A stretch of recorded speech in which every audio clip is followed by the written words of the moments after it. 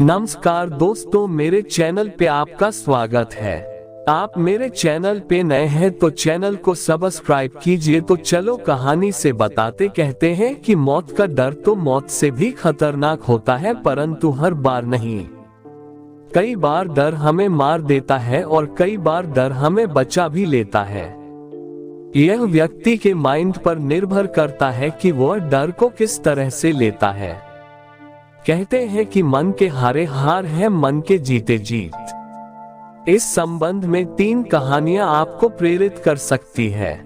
पहली कहानी, कहते हैं कि अमेरिका में एक कैदी को फांसी की सजा दी तो डॉक्टरों ने जजों से कहा कि कैदी पर प्रयोग किया जाए, फांसी के बजाय जहर देकर मारा जाए। ऐसा ही आदेश हुआ। कैदी को बताया गया कि आपको फांसी नहीं, कल सांप के जहर से मारने का आदेश हुआ है। रात भर कैदी सांप के जहर के बारे में सोचता रहा। सुबह उसे एक कुर्सी पर बैठाकर उसे एक बड़ा जहरीला सांप दिखाया गया। कैदी उसको देखकर कांप गया। फिर उसके हाथ बांधकर उसकी आंखों पर पट्टी बांध दी गई। इसके बाद उसे सांप से ना डसवा कर सेफ्टी पिन जोर से चुभाई गई। आश्चर्य यह हुआ कि उस सुई को चुभाते ही कुछ देर में ही तड़प तड़प कर उस कैदी की मौत हो गई। इससे भी बड़ा आश्चर्य तब हुआ जब पोस्टमार्टम की रिपोर्ट के अनुसार कैदी के शरीर में सांप का जहर पाया गया। डॉक्टरों की टीम ने पुष्टि की ही इस कैदी की मृत्यु सांप के काटने से हुई है। सभी डॉक्टर्स यह देखकर आश्चर्य करने लगे और तब यह सिद्ध हुआ कि आदमी का डर क्या कर सकता है। डर के कारण उसके शरीर और मस्तिष्क ने उसी जहर का निर्माण कर दिया। मतलब कि उसके शरीर में उसी तरह के हार्मोन्स निर्माण हुए। लगभग 90% रोग सबसे पहले आपके मस्तिष्क में ही जन्म लेते हैं। इसका यह मतलब नहीं कि आप कोरोना के प्रति लापरवाह बन जाओ। दूसरी कहानी, हिरण के दौड़ने की क्षमता करीब 90 किलोमीटर होती है और बाघ के दौड़ने की क्षमता करीब 60 किलोमीटर प्रति घंटा होती है, परंतु फिर भी बाघ हर बार हिरण का शिकार कर लेता है।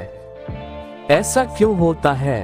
दरअसल हिरण को मौत का डर रहता है और वह सोचता है कि मैं बाघ से जीत नहीं।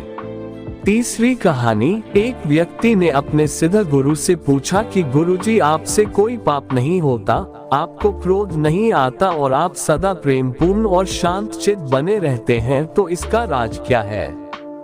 उसके सिद्ध गुरु ने एकदम से व्यवहार बदलते हुए कहा, यह बात तो छोड़ो, मैं तुम्हें एक दुखद सूचना देना चाहता हूँ।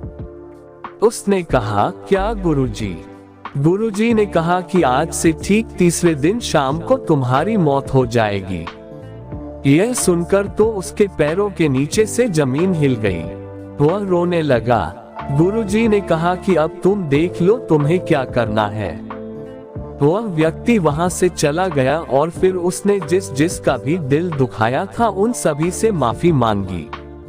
अपने माता पिता, भाई बहन और बेटा बेटी, पत्नी सभी से प्यार करने लगा। पहले दिन तो उसका यही कार्य चलता रहा, माफी मांगना और लोगों से प्यार से पेश आना। दूसरे दिन उसने गरीब लोगों को खाना बांटा और अपने रिश्तेदारों को बुलाकर उन्हें कई उपहार देकर उन्हें भी तृप्त किया। तीसरे दिन वह शांति से घर पर रहा और ध्यान एवं भजन करता रहा। अब वह खुश था कि चलो मैंने लोगों के लिए तो कुछ किया, अपनी गलतियों को सुधार लिया।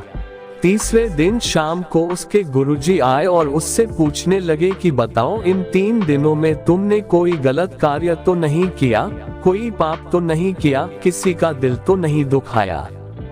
वह कहने लगा, गुरुजी आप कैसी बातें करते हैं, मौत सिर पर खड़ी है, तो ऐसे में मैं भला क्या किसी के साथ गलत व्यवहार करूंगा?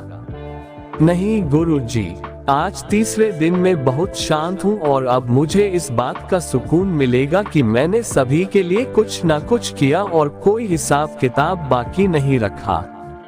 गुरुजी मुस्कुराकर बोले कि यही तुम्हारे सवाल का जवाब है। 3 दिन पहले तुमने मुझसे पूछा था कि आपसे कोई पाप नहीं होता, आपको क्रोध नहीं आता और आप सदा प्रेमपूर्ण और शांतचित्त बने रहते हैं, तो इसका राज क्या है? बेटे, एक ना एक दिन सभी को मरना ही है, लेकिन तुम इसे गहराई से समझते नहीं और मैं समझता हूँ कि आज जिसे मैं देख रहा हूँ, सुन रहा हूँ, एक ना एक दिन वे सभी मुझसे दूर चले जाएंगे। तुम निश्चिंत रहे, अभी तुम मरने वाले नहीं हो। आपको हमारी कहानी कैसी लगी कमेंट करके बताओ। धन्यवाद।